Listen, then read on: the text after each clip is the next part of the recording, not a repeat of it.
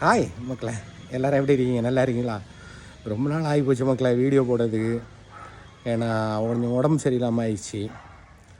அது நிறைய பேர் நிறைய விதமாக பேசுகிறாங்க. உண்மையில் என்ன நடந்துச்சு அப்படின்னு சொல்லிட்டு நான் சொல்கிறேன் மக்களே. ஒரு இறந்த வீட்டுக்கு போயிட்டு வழியில் வரும்போது மத்தியான டைம் ஆகிடுச்சு. அதனால் நானும் என் சித்தப்பாவும் ஹோட்டல் போனோம் மக்களே.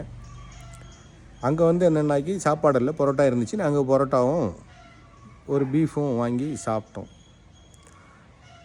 மறுநாள் என்ன ஆச்சுன்னா 17 தடவை வயிற்றில் இருந்து வெறும் தண்ணியாக போயிருக்கு மக்களே. இதுதான் நடந்த சம்பவம்.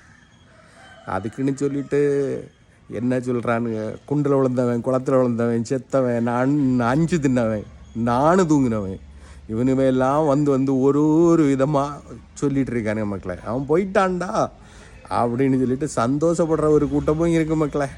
போயிட்டான், இனி எழும்ப மாட்டான் அப்படின்னு. ஆனால் இதுலேயும் மக்களாகிய நீங்கள் நிறைய பேர் எனக்கு வாட்ஸ்அப்பில், அண்ணன் என்ன ஆச்சுண்ணே, வீடியோ ஏன் என்னை போடலை அப்படின்னு சொல்லிட்டு, அப்புறமா நேரில் என் கூட உள்ள யூடியூபர்ஸு என்னை வீட்டில் பார்த்தாங்க மக்களே. மக்களாகிய நீங்கள் அண்ணே நீங்கள் இன்னும் எழும்பி வருவீங்க அண்ணே. எனக்கு யாருன்னே முகம் தெரியாத ஒரு ஆள் ஏதோ நான் கொடுத்த ஒரு நம்பர்லேருந்து எனக்கு வாட்ஸ்அப்பில் அடிக்கடி அவர் வயசான ஆள் தான், அடிக்கடி எனக்கு தம்பி நீங்கள் இன்னும் வருவீங்க தம்பி அப்படின்னு சொல்லிட்டு டெய்லி இல்லை, ஒரு நாள் விட்டு ஒரு நாள் அது மாதிரி ஒரு போடுறது எனக்கு பலம் ஆகிடுச்சு மக்களே. நானும் கீழே விழுந்துட்டேன், எழும்புறது கஷ்டம்தான் அப்படின்னு நினச்சேன். ஆனால் ஆண்டவர் அதுக்கு விடலை மக்களே. சரியா?